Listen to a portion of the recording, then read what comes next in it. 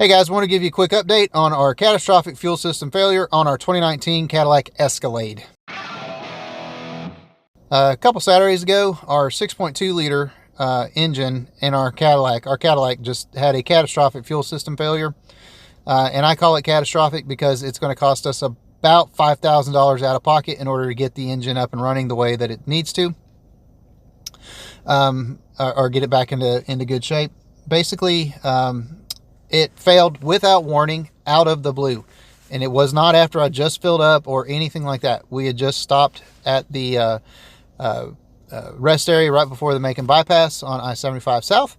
And we pulled out, got onto the Macon bypass, and I kicked it into passing gear to merge to pass some vehicles. I wasn't even speeding or anything like that. And then suddenly the check engine light flew on, and the vehicle started bucking and all that stuff, missing like crazy. My wife said something's wrong with this road. I said, that's not the road. So I pulled off the road just at the very next exit and got stopped in a little town called Bolingbroke, Georgia. At that point, me and my family were basically stranded. It was about 1 o'clock ish in the afternoon on a Saturday, and all of the all the rental car agencies that are close by either had no cars or they were closing. So they could not accommodate us. Anyway, through a massive act of providence, I can only attribute to the Lord, we were able to get a hold of Hendrickson. Editing germ here. I cannot, for the life of me, get this place right. It is Hutchison Cadillac in Macon, Georgia. Here's their website. Hutchison. They're great. Been great to work with. And so that's what their website looks like. I'll try to drop it down in the description below so you guys can see all that. Here's their about us. If this thing will ever work. In Macon, Georgia. And so here's their hours. All the things. Back to the video where I completely can't get this thing said right. So sorry guys. Down in Hendrickson Cadillac, down in the Macon, Georgia area. And they basically just went out of their way to accommodate and take care of us.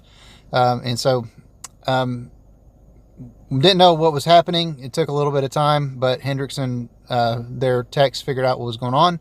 The fuel system failed. The high pressure fuel pump failed catastrophically, suddenly, without warning.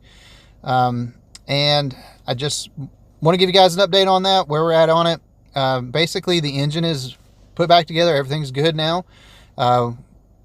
It's going to cost us around $5,000 out of pocket with the replacement of the fuel injectors, all 8 spark plugs, because they all 8 fouled immediately, and all of the fuel lines, all those things, plus some other maintenance work that I had done on the engine, which consists of like I think we replaced the oil cooler lines, and I think we also had to do an oil change. And let's see, what else did we do?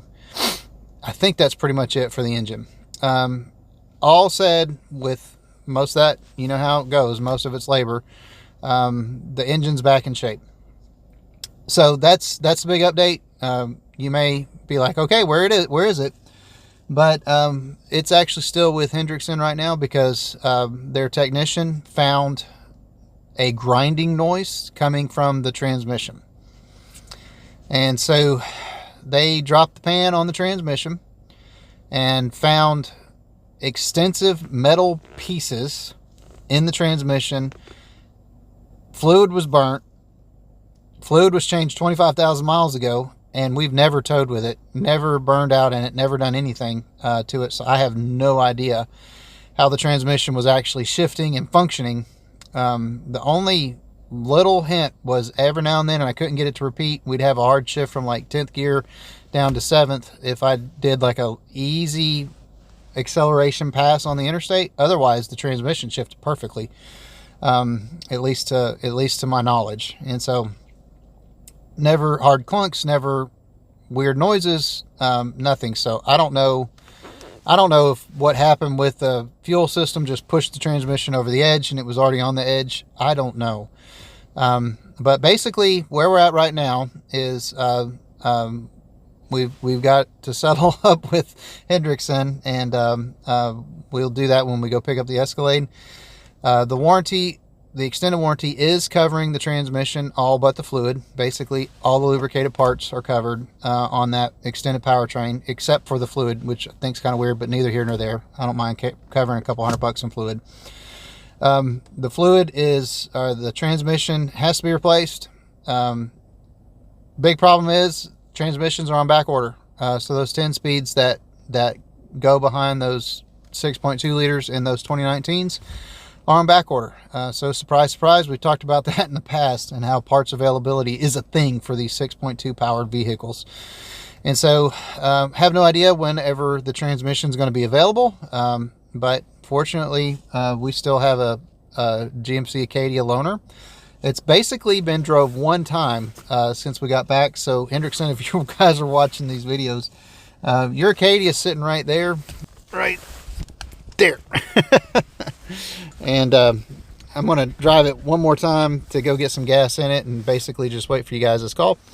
But that's where the Escalade is right now.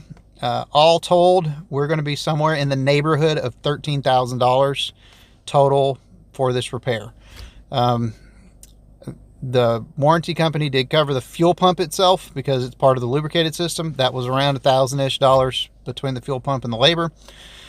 The fuel injectors, the spark plugs, the fuel rails, and the oil change and the oil lines. I elected to have the oil lines replaced. They found the leaking oil lines.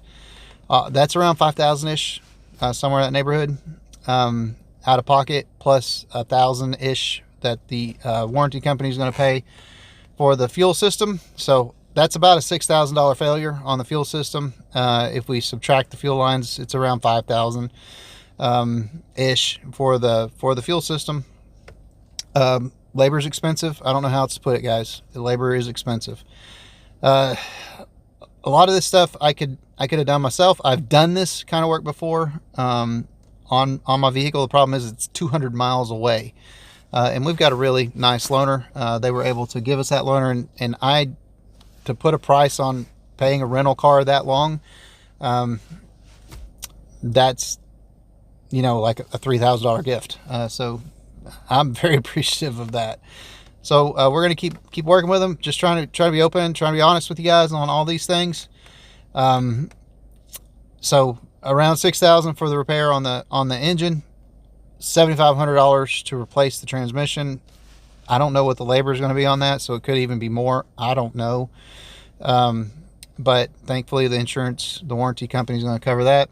All told, to get this 2019 Escalade up and running, out of pocket, I'm going to be somewhere around $6,000.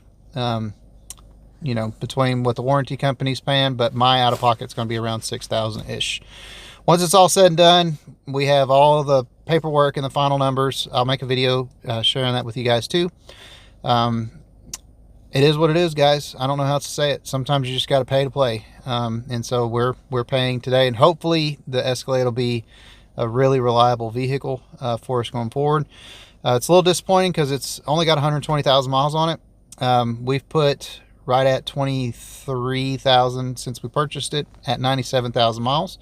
The good news is we did not pay $120,000 for the vehicle, because that's what it would cost to replace it with an equivalent new Escalade. So we're just going to keep running it, and hopefully that 6.2 will hold up and the new transmission will hold up. I just shot a video comparing my truck Silva to my son's new to him 2019 3.5 liter EcoBoost F-150. That's a nice truck. And to be honest with you, the engine is not comparable to the engine in the Silverado, my 2.7 liter.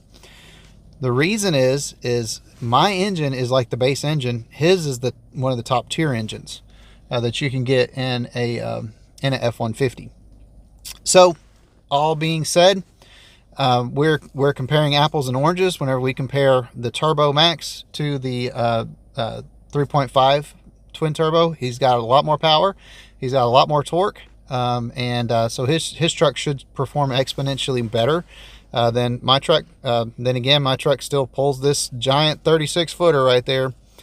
It pulls it along just fine at 65 miles an hour, about 2,200 RPMs, and it does not give me a fit at all. I would expect his 3.5 to probably accelerate faster, harder up on ramps and that sort of thing. Not sure he's going to want to try to tow the 36 footer with that big one, or let me do it. Of course, we'll check out all the ratings and make sure everything's good before we try anything like that. But all that to be said, the 6.2 that's in the Cadillac is a competitor directly with the 3.5 EcoBoost. And so I think his is around 365, 375 horsepower. The 6.2 is 420-ish, 430-ish horsepower. And torque is very much comparable between the two. And so I'm just going to be honest with you, I would tow this 36 footer with the Escalade, but I have to have a Hensley Arrow hitch to do it. I will not tow it with just the standard hitch. I might tow it with just a standard hitch, but I'm probably going to try to get a Hensley before I do anything like that. If you know anything about those, they're about $4,000. I do not want to pay $4,000 for one, so I'll be looking for one on the used market. Anyway, I'm just rambling on. Hope we get the Cadillac back in the next week or two. So if you got any questions, let me know, guys. Just trying to be as open and honest about this failure that we experienced. Unfortunately, I did not get any video footage at all of the failure itself in the moment, like I did with Silva. Silva wasn't as catastrophic. It started missing, but it was still operable. There was no way this Cadillac could. From what I understand, when the high pressure fuel pump failed, they replaced the HPFP first and then tested the injectors. It was still missing like crazy. All the injectors were running 100 psi. They're supposed to be running like 1,000 or 3,000 psi. So basically they were just stuck open, dumping fuel straight into the engine. I hope the catalytic converter survived. We'll test on that as time goes. Raw fuel destroys catalytic converters, so I'm actually going to just start noodling back some cash just to replace the cats. I don't know. I just expect that failure. But anyway, let me know what you guys think. If you got any questions, let me know, guys. I hope you guys have a great day. Thank you so much.